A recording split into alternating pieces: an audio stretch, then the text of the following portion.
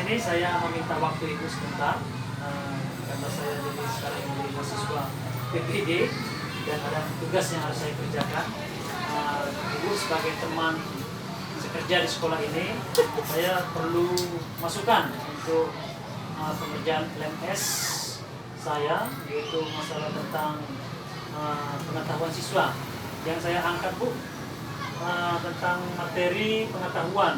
Saya mengalami di kelas itu, mengalami kesulitan itu, pertama itu tentang pengetahuan. Anak-anak itu sering, ya kalau di kelas itu tidak fokus, jadi banyak pasif.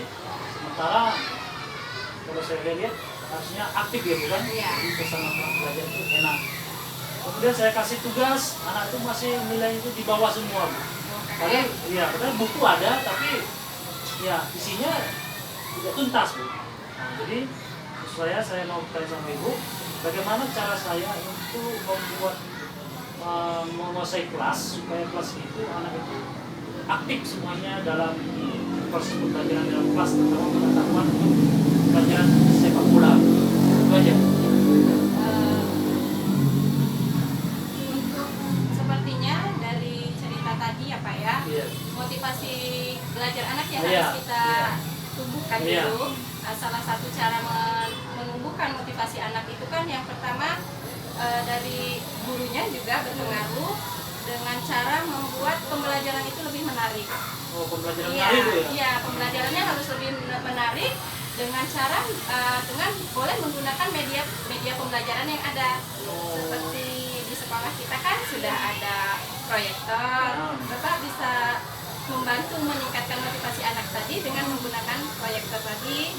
Anak diajak melihat bersama melalui ini media audio visual, jadi anak tertarik, nanti dia melihat, setelah melihat bersama-sama Bapak bisa langsung memasukkan pembelajaran Bapak, belajar bersama, dia menemukan jawaban dia sendiri melalui yang dia lihat tadi, sehingga nanti dia tertanam lihat itu di pikirannya lama, jadi pembelajarannya bermakna Pak. Bisa spontan ya? Iya, bisa spontan langsung, karena fokusnya dia juga bisa tertuju pada media tadi.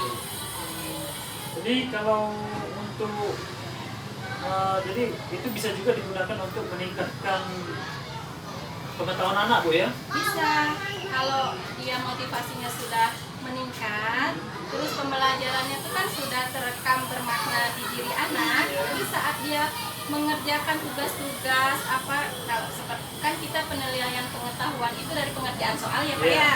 Kalau dia sudah tahu dengan sendirinya melalui cara Bapak tadi, kemungkinan besar nilainya itu akan meningkat di pengetahuannya itu, karena dia sudah di diri dia sudah paham, sudah tahu sendiri dari hasil pembelajaran tadi.